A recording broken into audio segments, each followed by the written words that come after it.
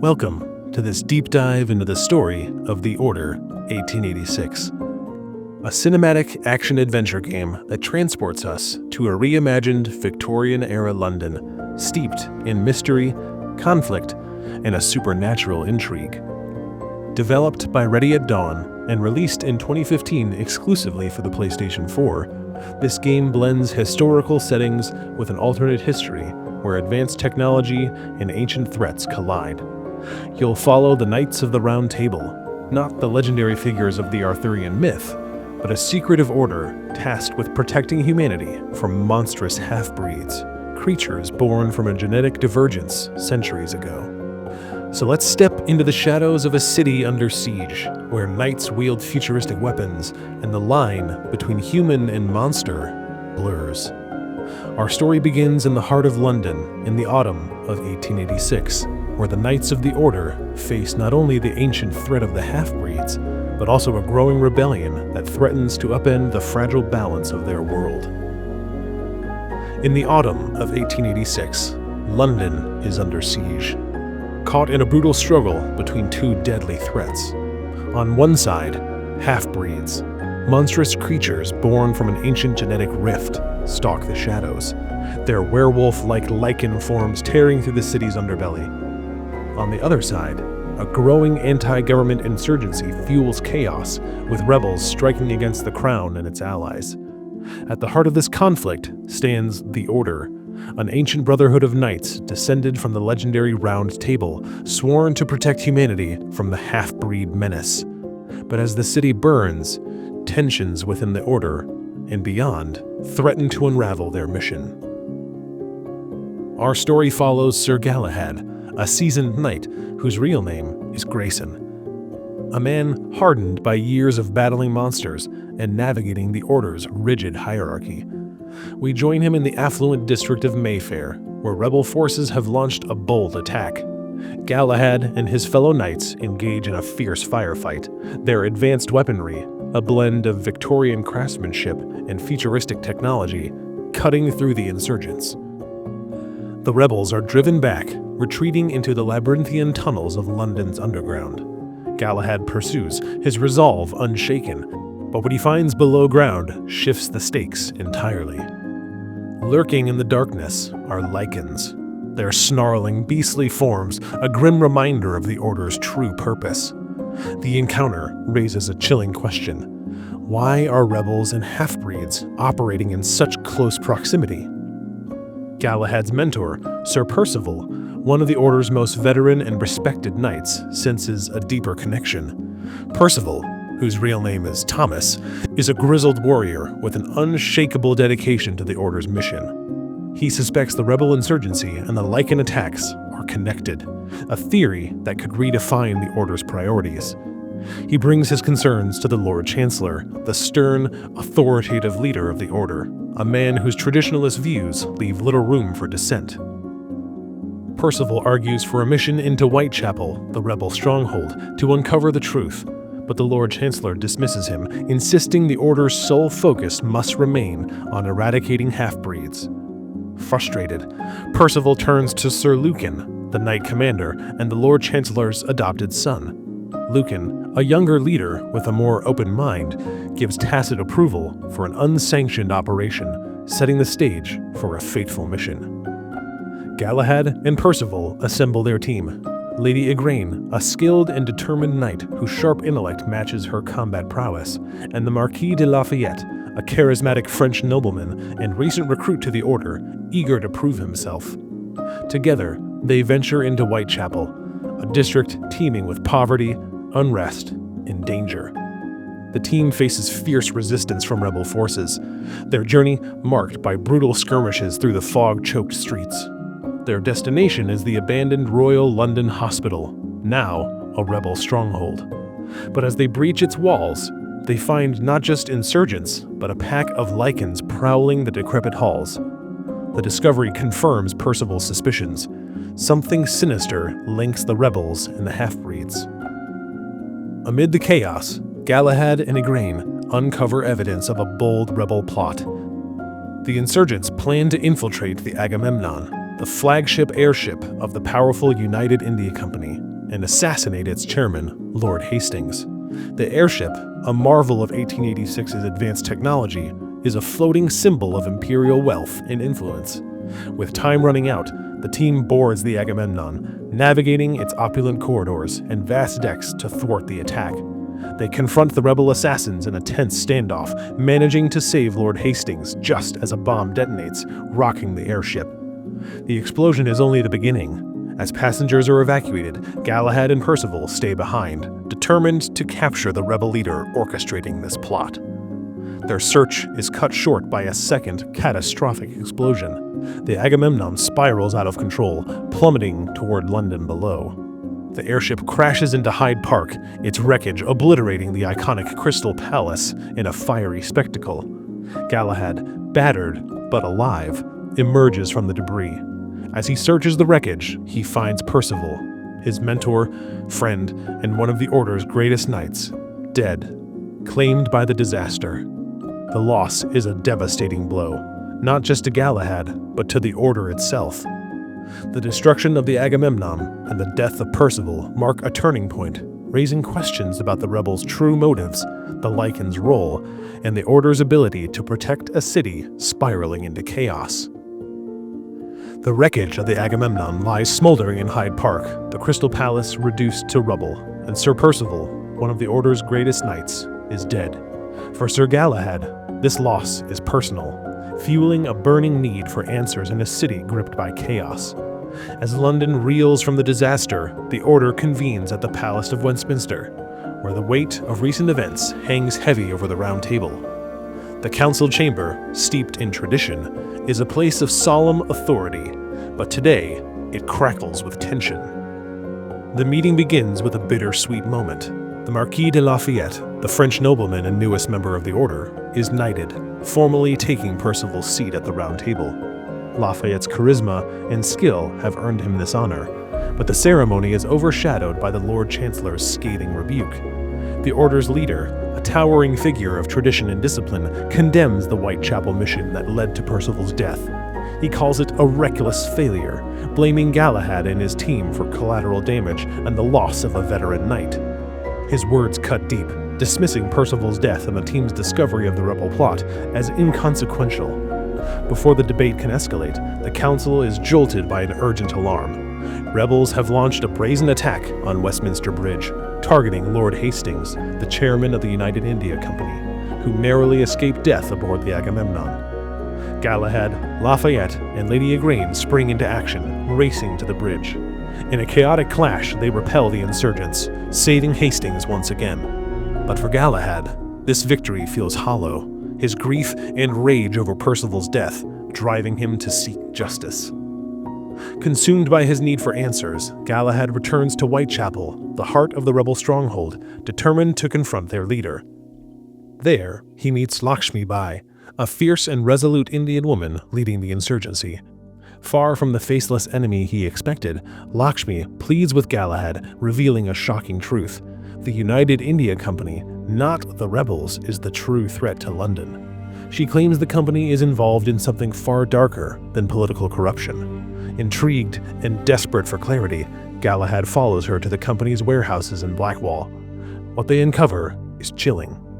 Crates filled with hibernating half-breeds, Lycans packed like cargo, bound for the northeastern United States. Lakshmi reveals the unthinkable.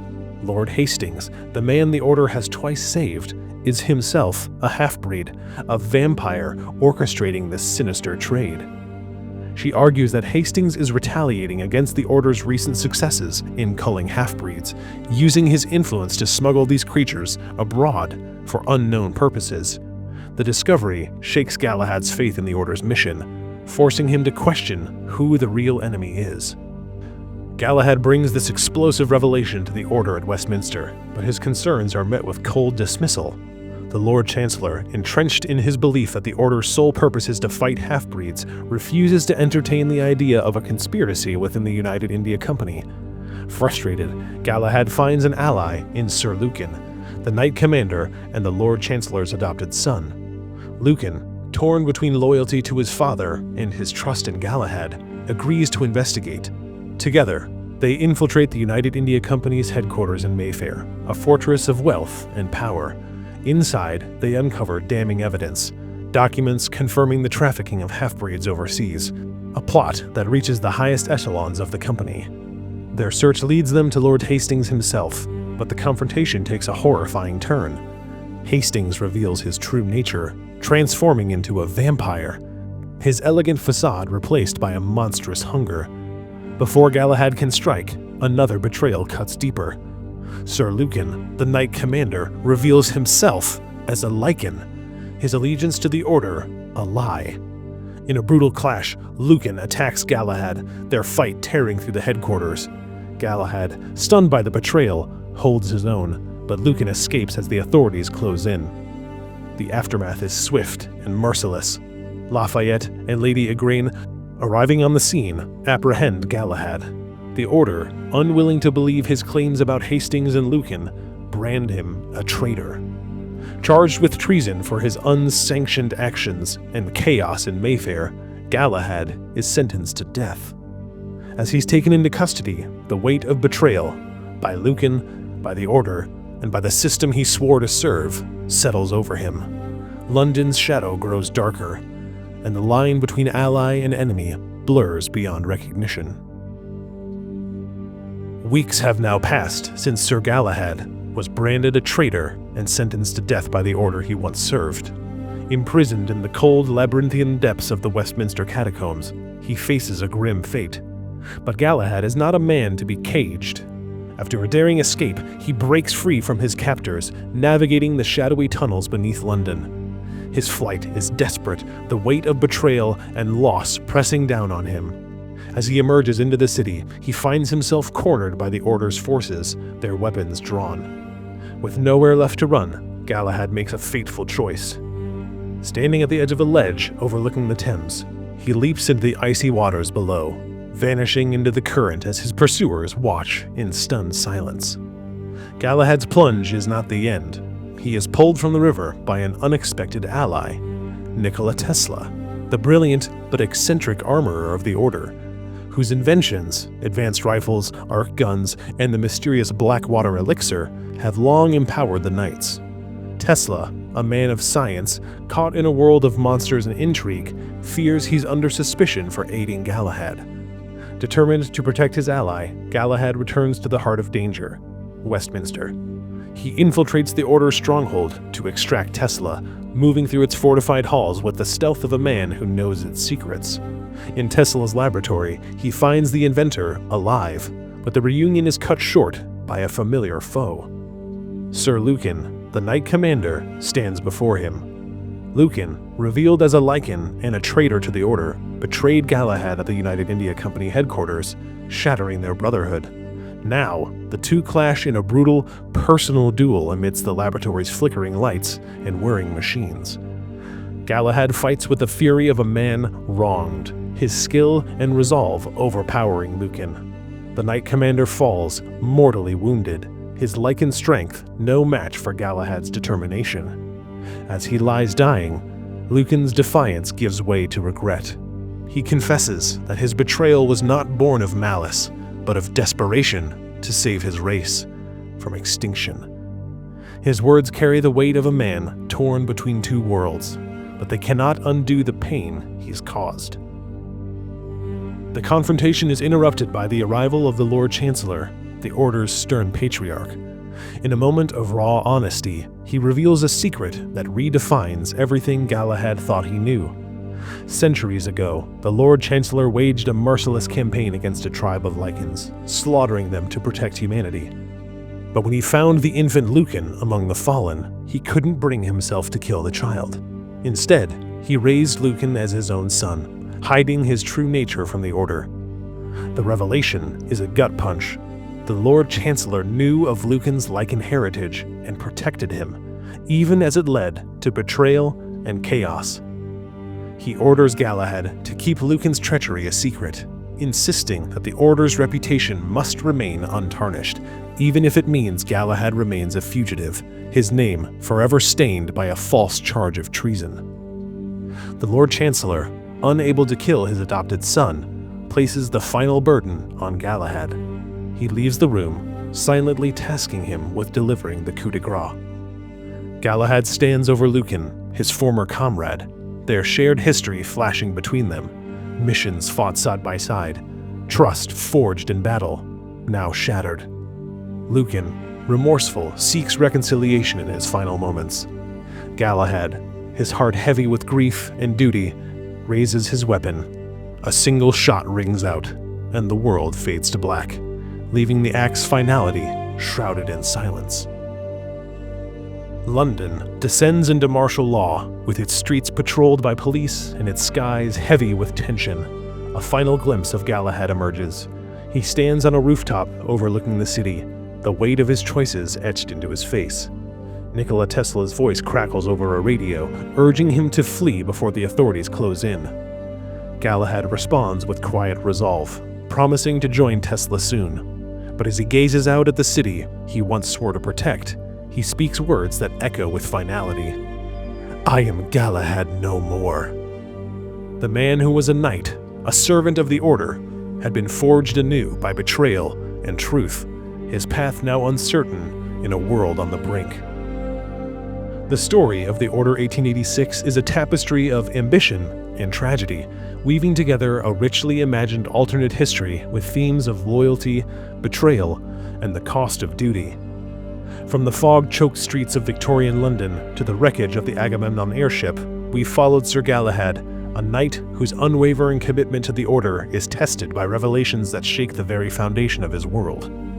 The narrative strength lies in its ability to blend historical authenticity with fantastical elements. A secret brotherhood, descended from Arthurian legend, wielding futuristic weapons against lichens and vampires, all set against a backdrop of political intrigue and rebellion. The game's cinematic presentation, with its stunning visuals and meticulous attention to detail, immerses us in a London that feels both familiar and alien, a city where zeppelins loom over gaslit alleys and monsters lurk in the shadows. At its core, the story explores the tension between tradition and truth. Galahad's journey, from a loyal knight to a fugitive renouncing his title, mirrors the Order's own struggle to cling to its ancient purpose while facing a world that defies its rigid codes. The revelations about Lord Hastings, a vampire manipulating the United India Company, and Sir Lucan, a lichen hiding within the Order, expose the fragility of trust and the moral ambiguities of power. The Lord Chancellor's decision to spare Lucan centuries ago, only to demand his son's death to protect the Order's legacy, underscores the personal toll of duty. Yet the story's brevity, clocking in at roughly 6 to 8 hours of gameplay, leaves some threads tantalizingly unresolved. What becomes of Lakshmi and her rebellion? How will Tesla and Galahad navigate a London under martial law? The open-ended conclusion, with Galahad declaring that he is Galahad no more, invites us to ponder his future, even as it frustrates those craving closure. Critically, The Order 1886 divided audiences upon its 2015 release.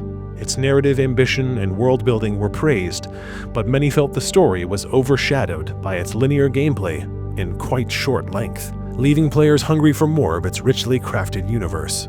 Still, the tale of Galahad's fall and the Order's unraveling remains a compelling exploration of what it means to question the institutions we serve and the truths we hold sacred. It's a story that lingers, not for its answers, but for the questions it leaves behind, challenging us to imagine what lies beyond the rooftops of a city on the brink. And with that, we've reached the end of our journey through the shadowy world of the Order 1886. From the rebel-infested streets of Whitechapel to the hallowed halls of Westminster, we've uncovered a tale of knights, monsters, and betrayals that redefine an era. Thank you for joining me in this deep dive into one of gaming's most atmospheric narratives. If you enjoyed this video essay, please give it a thumbs up. Share your thoughts in the comments. Did Galahad's choice to renounce his title resonate with you? Or do you wish the story had tied up some loose ends? But until next time, keep exploring the stories that shape our favorite worlds, and I'll see you in the next video.